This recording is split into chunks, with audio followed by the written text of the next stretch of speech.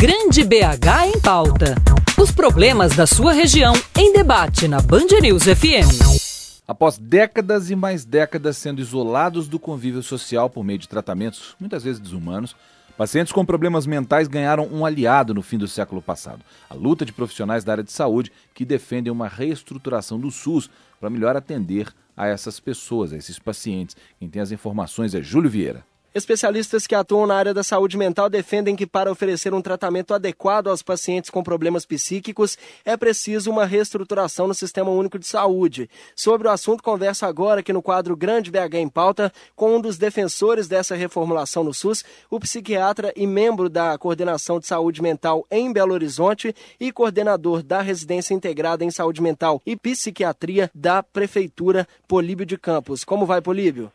Eu vou muito bem, obrigado pelo convite. Nós que agradecemos a participação, Políbio. Essa reestruturação ela vem acontecendo há algumas décadas já, né?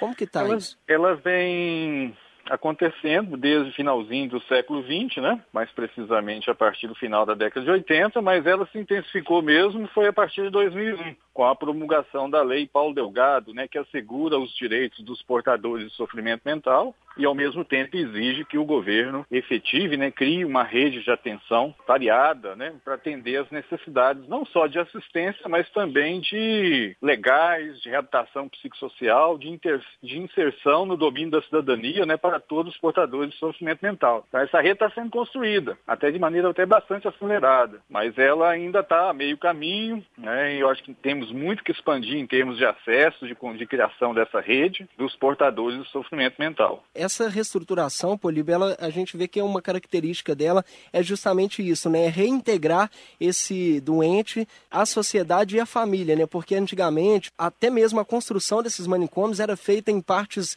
distantes das cidades para manter essas pessoas longe da sociedade, né? Efetivamente, esse é um dos desastres da história da humanidade, eu acho, né? Quer dizer, criamos dispositivos de confinamento mesmo, né, de cidadãos, né, isso que perdiam totalmente o acesso a qualquer benefício da cidadania, né? Nós, assim, para você ter uma ideia, nós estamos ativando aqui o nosso último hospício, aqui na região metropolitana de Belo Horizonte, Vespasiano, que é a Clínica Serra Verde, e é muito impressionante a situação que nós encontramos os portadores de sofrimento mental lá. O que eu pude ver lá, né, nenhum campo de concentração fica nada a dever esse hospital, sabe? A sensação que você tem lá é que está entrando num Auschwitz, num campo de concentração. Os pacientes sem roupa, um desleixo total, comendo uma comida que a gente nem pode chamar de lavagem. Uma situação que a gente fica perplexo de ver que no século XXI, o que o ser humano ainda pode fazer de tão ruim para o outro ser humano. Então essas estruturas que isolavam, segregavam, né, elas estão desaparecendo aos poucos, né?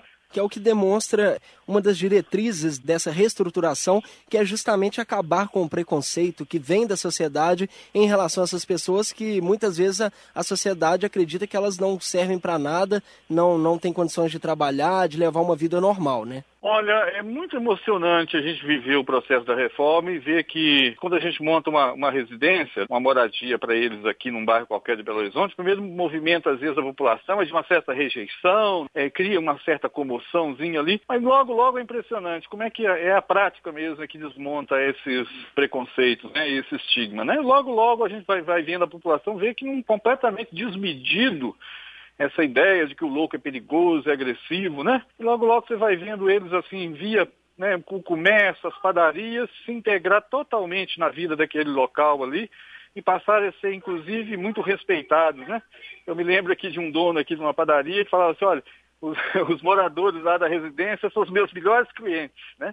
Eles são aqueles que pagam direitinho essas contas. Agradeço a participação aqui no quadro Grande BH em Pauta do psiquiatra e membro da Coordenação de Saúde Mental de Belo Horizonte e coordenador da Residência Integrada em Saúde Mental e Psiquiatria da Prefeitura Políbio de Campos. Muito obrigado, Políbio. Agradeço a oportunidade da entrevista e estamos aqui à disposição para posteriores discussões e debates a respeito. Bom, e agora conosco na ponta da linha o psiquiatra forense Paulo Roberto Repsoldo. Paulo, bom dia. Bom dia. Doutor Paulo, nós ouvimos o doutor Políbio de Campos, falando com o repórter Júlio Vieira, e ele comparou a Clínica Serra Verde em Vespasiano a um campo de concentração. É uma comparação dura, pesada, mas que não foge muito do que, pelo menos, o que ele retratou ter encontrado lá nesse processo de desativação que está a clínica. Esse é o retrato das clínicas, dos manicômios e hospícios que ainda existem por aí no Brasil, que eu sei que são poucos, porque a maioria deles já foi desativado, mas ainda tem. Então esse é o retrato que essa luta antimanicomial tentou apagar, ou tentou reduzir com o fim dos manicômios e dos hospícios? É o seguinte, primeiramente, para se falar de campo de concentração, tem que estar lá, ou ter estado lá, ou conversar com quem esteve. Comparar um manicômio, por pior que seja um campo de concentração, é algo assim de gente completamente equivocada. Eu gosto muito do meu colega, né, claro. Esses hospitais são péssimos, de péssima qualidade, né, deixa o mundo a desejar, mas campo de concentração nazista é algo indescritível a nós. Ou seja, eu já estive com algumas pessoas que já tiveram parentes em campo de concentração, ou seja, é uma coisa, um certo exagero. Agora, é óbvio que esses hospitais psiquiátricos que tinham como característica não só o tratamento médico, tratamento em cuidados de enfermagem, mas também o asilamento dessas pessoas, ou seja, uma moradia perpétua e também um confinamento, uma segregação dessas pessoas, porque eram pessoas ditas perigosas para a sociedade, ou seja, manicômio é isso. Manicômio não é um hospital psiquiátrico, manicômio é uma instituição em que dentro dela abriga não só o aspecto hospitalar da coisa, como também um aspecto asilar, como um aspecto prisional do doente mental, que num passado não muito remoto, ou seja, na história, 20, 30 anos é um segundo, não existia tratamento efetivo para portadores de transtorno mental. Não é sofrimento mental, não. Sofrimento mental não existe. O que existe legalmente, e o Brasil é signatário da Convenção da Organização Mundial de Saúde, existem transtornos mentais de comportamento. Sofrimento mental é um nome também equivocado, que não revela, nem inclusive juridicamente, ou seja, sim, eu como psiquiatra não posso colocar no laudo que a pessoa tem sofrimento mental. Né? Ou seja, eu brinco que quem tem sofrimento mental é quem está brigando com a mulher, com o marido, o cruzeirense de hoje que está aí perdendo. Agora, a pessoa tem uma doença que chama transtorno mental. E o que ocorre? Esses hospitais de antigamente, que eram os manicômios, eles cumpriram um papel de fazer o tratamento, mas um tratamento que não tinha muita eficácia. E aí, mas num primeiro momento eles até foram, os grandes foram importantes, porque o doente mental, na verdade, sim, ele não era tido como doente. Pinel, no século XVIII, na França, ele compreendeu o transtorno mental como um adoecimento, uma doença mesmo. Não é um mau caratismo, não é uma vagabundagem, não é uma safadeza. Nem possessão demoníaca, aí, né? Processo demoníaco, etc. e tal. E aí, entendendo aquilo como doença se trata em hospital, né? Ou seja, na mentalidade do homem do século europeu do século XVIII era essa. E aí os grandes hospitais vieram como grandes salvadores, inclusive, dando assistência, dando asilo, abrigo a essas doenças. E não tinha tratamento mesmo efetivo, não tinha medicamento, não tinha nada. Só que com o passar dos anos, esses hospitais foram se deteriorando, foram se enchendo, lotando de doentes, se deteriorando e virando o que a gente considera aí como manicômio. E com o advento da farmacologia, da grande ciência, ou seja, quem realmente fez o movimento, a grande reforma da assistência em saúde mental no Brasil, na América, na Europa, na Ásia, ou seja, no mundo inteiro, não foi luta manicomial, não foi nada, foi a ciência. A ciência que trouxe luz à escuridão da medieval, que era o tratamento ao doente mental, porque não tinha medicamento, não tinha nada. E aí, com os medicamentos, proporcionou uma revolução na assistência. E aí, sim, aproveitando uma oportunidade que você tem como tirar o doente de um tratamento de segregação, né, segregação seja de manicômio, seja de outra forma, você dando um medicamento em que você diminui ou faz desaparecer aqueles sinais e sintomas da doença, delírio, alucinação, agressividade, agitação, paranoia, ou seja, aí você pode começar a tirar esses doentes desse tipo de tratamento e trazê-los para uma vida praticamente normal, uma vida social digna e cidadã. É o que está acontecendo. E, obviamente, que sempre precisa de impulsos. Aí esses movimentos sociais, seja luta antimanicomial, seja outros movimentos de reforma da assistência à saúde mental, porque reforma psiquiátrica nunca aconteceu, ou seja, a psiquiatria é uma especialidade médica, ela não está foi reformada. O que se reformou foi o modelo de assistência aos portadores de transtornos mentais. Né? E cumpre esclarecer que a Lei 10.216 não é uma lei que chama-se Paulo Delgado, não. É uma lei que foi, inclusive, um substitutivo no Senado, que foi promulgado como um substitutivo à Lei Paulo Delgado, que era uma lei muito radical e que via a completa extinção dos hospitais psiquiátricos. E nós sabemos que extinguir o hospital, ou seja, enquanto instituição apenas de tratamento, não de asilamento, não de confinamento, isso é impossível no mundo, porque a doença mental, em alguns momentos da sua evolução, do seu curso, tem momentos que tem necessidade de um tratamento intensivo, 24 horas, por vários dias.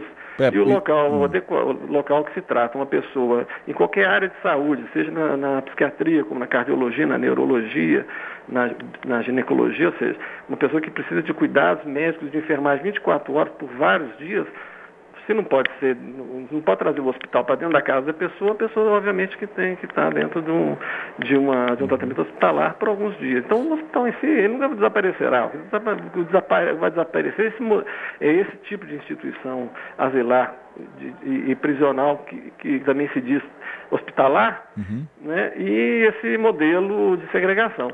A Associação Brasileira de Psiquiatria está conseguindo colocar um termo no projeto do novo Código Penal, sim, de considerar crime o preconceito contra o doente mental.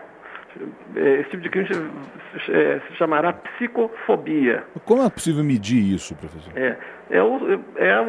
A forma de segregar e prejudicar alguém por apenas para essa pessoa ter alguma condição de adoecimento mental, seja decorrente do uso de drogas, seja decorrente de uma esquizofrenia, ou bipolar, depressão, etc. E existem vários tipos de preconceitos, de prejuízos no trabalho, na escola, na vida social.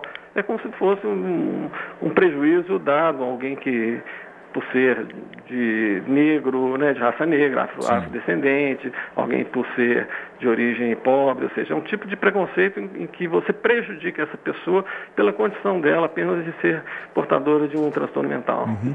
Veja bem, eu não sei se essa impressão que os especialistas têm, que o senhor tem especificamente, que acompanha desde sempre a forma como é tratado esse tipo de assunto no Brasil, mas quando o Brasil fez essa suposta reforma do sistema de tratamento psiquiátrico, que o senhor citou aí, foi lançado aquele programa De Volta para Casa, né? Tiraria pacientes do hospital, acho que foi 2003, 2002, tiraria pacientes internados em instituições manicomiais, sim, e mandaria de volta para casa com um auxílio financeiro mensal por pessoa, que na época era 300 e poucos reais, deve ser esse valor até hoje, eu acho pouco provável. É um salário mínimo, né? É um salário mínimo. Então na época, hoje é um salário mínimo, dá 600 e poucos reais. É um salário.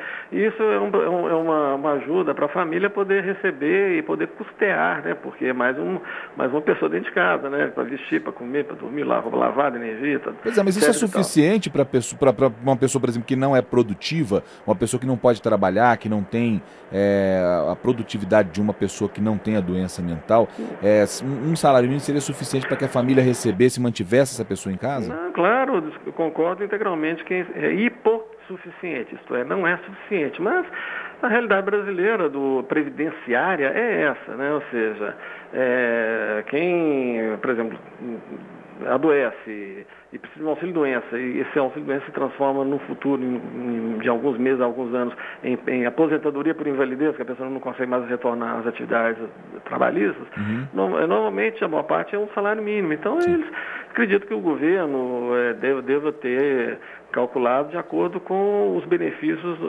regulares da Previdência Social, ou seja, Mas é claro que aposentar com um salário mínimo, não precisa nem dizer se isso é hipossuficiente, é óbvio que é. Então, o nosso salário mínimo, ele é pequeno. É claro que aí nós temos que ser justos, né? O governo federal de vários anos está conseguindo ter um aumento verdadeiro, né? Não apenas um reajuste, mas um aumento verdadeiro do salário mínimo nacional. Então, concordo, mas é a realidade brasileira, né? Infelizmente. Muito bem, Dr. Paulo Roberto Repsoto, que é psiquiatra forense, conversou conosco em mais esse Grande BH em Pauta. Mais uma vez, professor, obrigado aí pela entrevista, obrigado pelos esclarecimentos. Bom dia para você. Eu que tenho que agradecer, um grande abraço a você e a todo o público ouvinte. Muito bem. Só o que me assusta nesse caso, eu estava falando dessa bolsa que é dada no programa de Volta para Casa, que é um salário mínimo, era R$300 e poucos na época. Eu achei aqui, era um programa do Ministério da Saúde coordenado na Política Nacional de Saúde Mental. Estava incluído isso. Só em 2011 saíram dos bolsos do Ministério da Saúde, dos cofres do Ministério da Saúde para o programa de Volta para Casa, R$16.472.000, mesmo a bolsa sendo pequenininha assim. Só que, por outro lado, para o dependente de crack, por exemplo, o programa Aliança pela Vida, que foi apelidado de Bolsa Crack, dá R$900 por mês para as famílias. Parece desigual, né? A gente imaginar que uma doença provocada, entre aspas, ela acaba recebendo 50% mais do que o caso de uma doença que a pessoa não tem como lidar com ela, a não ser tratando, enfim. E o detalhe, o usuário do crack, ele recebe um valor maior e eles estão tomando as vagas para quem tem distúrbios mentais nos manicômios, né? Porque essas pessoas são levadas para esses locais para tratamento, tirando vaga de quem tem esse transtorno involuntariamente, vamos dizer assim. É inerente, né? O fato é que, sem dúvida nenhuma, como a gente tem ouvido aqui esses 2 dias de Grande BH em Pauta, há necessidade, não só no caso do tratamento para doentes mentais, mas como nós já fizemos o Grande BH em Pauta aqui, para o tratamento de pessoas dependentes e viciadas em crack, de ações que sejam coordenadas, né? Não é uma coisa só da saúde, ou só da segurança, ou só do Ministério A, B ou C. Haveria necessidade de que a gente conseguisse desenvolver em nível governamental, principalmente da União, ações absolutamente coordenadas, mas coordenadas de verdade. Não é aquela coisa que fala que é coordenada, mas que não funciona, não. Ações coordenadas de acolhimento, encaminhamento, tratamento e liberação depois e acompanhamento posterior desses pacientes, seja por uso de drogas, seja por problemas mentais. E esse acompanhamento é que parece que ainda não é bem feito, a gente não consegue fazer isso de forma eficiente, o que é uma pena. Nós vamos continuar discutindo essa questão aqui da luta antimanicomial, do tratamento de doentes mentais durante essa semana no nosso Grande BH